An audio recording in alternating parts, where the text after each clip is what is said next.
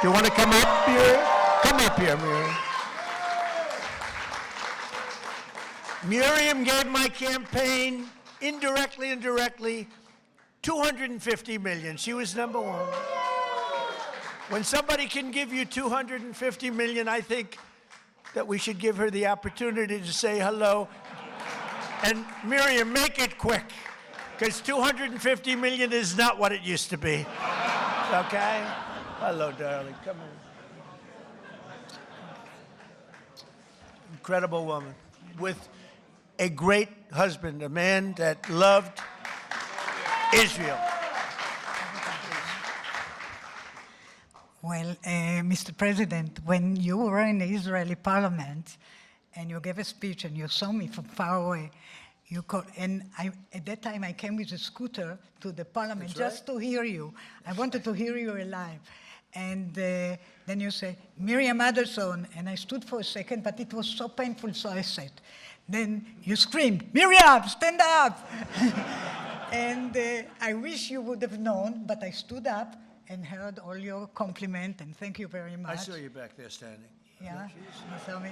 She stood Thank up you. bravely. And now I met Alan Dershowitz, and he said the legal thing about 4 more years, and I say, Alan, I agree with you, so we can do it.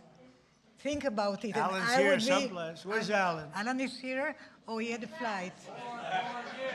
Alan is here? Think about it. Thank you. Maybe I will be the first one who told you, or second. Yeah. She said, think about it. I'll give you another 250. I will give. But her husband, Sheldon, was an amazing guy, and he'd come up to the office, and there was nobody more aggressive than Sheldon. I think I spent more time with him and you, because you usually came up together, but he'd call and say, can I come over, please? I say, Sheldon, I'm president of the United States. It doesn't work that way anymore. It's like maybe tomorrow. How about tomorrow? No, please, just for a little while. And I would, he'd always say 10 minutes. It turned out to be about an hour and a half, right? And what he did is he fought for Israel. That's all he really fought for. He just wanted to take care of He just wanted to take care of Israel. So he was a great guy. He was a fantastic man, and he loved you so much he couldn't see straight. So good. Thank you, darling. Be careful.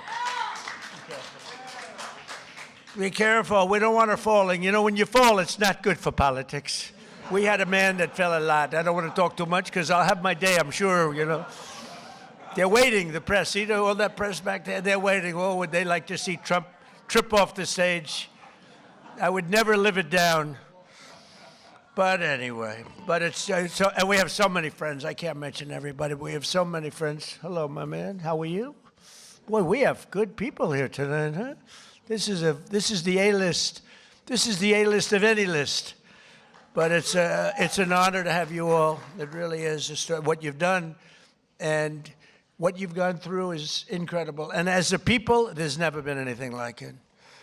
You know, I told Bibi, I said, you know, it's amazing what you've done. Because when you look at the Middle East, you take a map of the Middle East, I said, the land is so small. It's so tiny. It's like hard to believe what you've been able to do. Now, it helped the B-2 bombers that we sent in to wipe out the... We gave them a lot of help. It helped when we were shooting all those drones down from jet fighters. Don't ever let anyone tell you a drone is better than a jet fighter. A drone's very nice. But when you have F-22s circling around them like there's nothing, just shooting the crap out of them out of the air, don't let anyone convince you that a drone is better than an F-22 or an F-35 or any of that stuff. But they're nice. They're nice. But we had our fighters shooting the hell out of 2,000 drones were launched at Israel, and they were just knocking them out. The only problem, on occasion, they'd run out of bullets.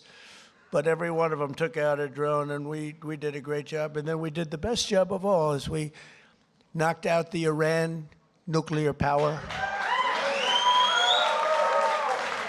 And they would have had that, and within a month, I think they would have been a much different story. Would have been talking from a much different place.